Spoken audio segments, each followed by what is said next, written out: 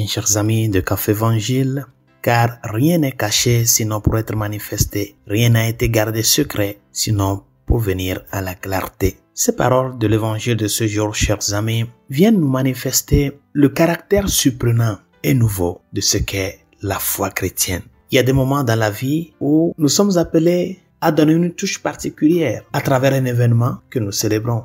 Donner une touche particulière pour manifester notre joie à une personne, par exemple. Par exemple, nous avons le moment de la naissance d'un bébé, le moment du baptême, le moment du mariage, le moment de l'ordination, de la profession des vœux. C'est-à-dire qu'il y a des moments spéciaux dans la vie où nous cherchons à réjouir la personne qui célèbre cet événement-là d'une manière particulière. Par conséquent, il y a des choses que nous gardons de façon surprenante. Il y a des surprises que nous préparons pour pouvoir réjouir cette personne. Des choses qu'ils ne pensent pas. Et ce jour-là serait un grand jour de joie pour cette personne-là. Et c'est ça la vie. C'est ça la vie humaine. Nous sommes appelés à semer de la joie, de l'espérance dans la vie de ces personnes qui nous entourent. Mais pour y arriver à cela, il faut se préparer. On ne se lève pas un jour comme ça pour préparer un mariage ou le baptême. Il y a un cheminement de préparation que cela requiert. Chers amis, la rencontre avec Dieu est une rencontre cachée qui est appelée à être révélée. Tous les jours pour les chrétiens est un jour de révéler au monde le secret de la foi, le secret de la vie chrétienne.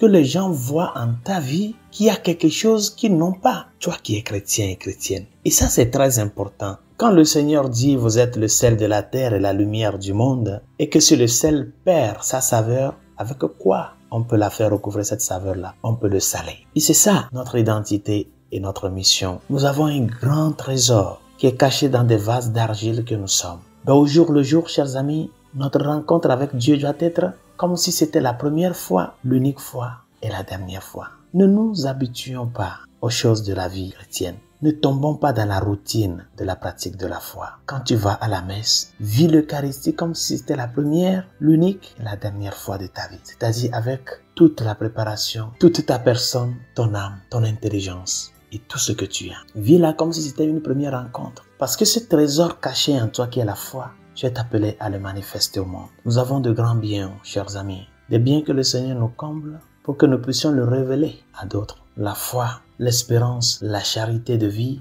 qui sont des dons que nous avons reçus du Seigneur et que nous sommes appelés à mettre au service du même Seigneur et des autres. Apprenons à être des chrétiens qui se surprennent au jour le jour devant le mystère. Ne nous habituons pas au mystère, ne tombons pas dans la routine. Parce que ces grands biens qui se révèlent à nos yeux, c'est pour nous amener à les transmettre aux autres afin qu'ils se surprennent de ce témoignage que nous apportons. De la même manière que nous avons la joie de surprendre quelqu'un qui est en train de célébrer un événement heureux avec un cadeau, avec quelque chose de surprenant pour réjouir cette personne. De cette même manière, nous sommes appelés à révéler ce qui est caché en nous, le don de la foi, à le révéler avec conviction, amour et disponibilité, à le donner sans mesure, parce que nous-mêmes, nous l'avons reçu à la mesure du Christ, c'est-à-dire sans mesure. Bonne journée, Dieu vous bénisse.